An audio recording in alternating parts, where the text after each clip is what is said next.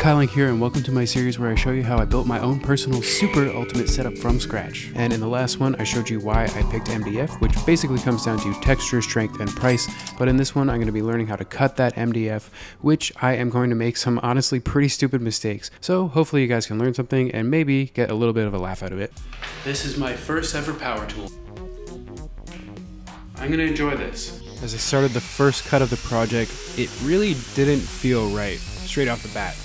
And it wasn't. Holy fuck, it was actually pretty bad. I was so sure. Needless to say, the first cut didn't go so well. I had read the instructions, I thought I knew what I was doing, but the blade went so far off course, it was moving so slowly through the wood, and I couldn't figure out what the problem was. I thought possibly there was a piece of wood underneath the MDF that had taken the blade and moved it a little bit off course. I knew I should have moved it and I didn't. But maybe some of you can see what the problem is already, and you may be laughing, realizing how stupid this is, but I hadn't figured it out yet. And all I could do at this point was keep trying.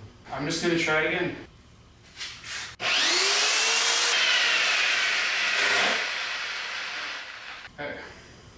That's not... Are you serious? The blade should be spinning this way. It shouldn't.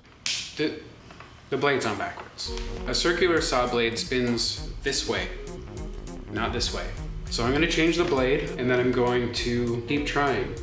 Well, I was feeling pretty stupid, but I was also feeling pretty accomplished because I knew I had figured out what the problem was. And with the blade on in the correct orientation, I was ready to make the next cut.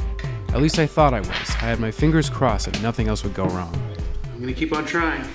So I put on my safety glasses, looking very cool, and then I picked up the saw, I leaned in, and then I pulled the trigger, and the blade went through the MDF so much more easily than it had before.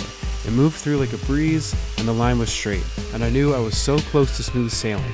But there was still one more thing that I needed to figure out. When the blade is on properly, it sure cuts a whole hell of a lot easier. Let's just keep cutting some more boards, see how far we can get. I was very eager to keep moving, but like I said, there was still one more thing that I needed to adjust. I'm gonna run along this edge one more time because the bevel alignment wasn't at 0 degrees when I got the saw, so it's just a little bit off. So now the bevel alignment is also correct. Next time I buy a circular saw, I will know to check if the bevel alignment is already at 0 or if I have to put it there. You would think it would come at 0. For the first time, I really had addressed all the mistakes with my circular saw. The blade was on properly, the bevel was aligned, and now the rest of my time using my circular saw would be smooth sailing, at least for the most part. Of course, there's always going to be more things that I can improve on, things that I'm not aware of yet that I can still make corrections for. What do you know, I didn't lose my legs. But as far as I was concerned, all of my cuts were going straight, and they were accurate.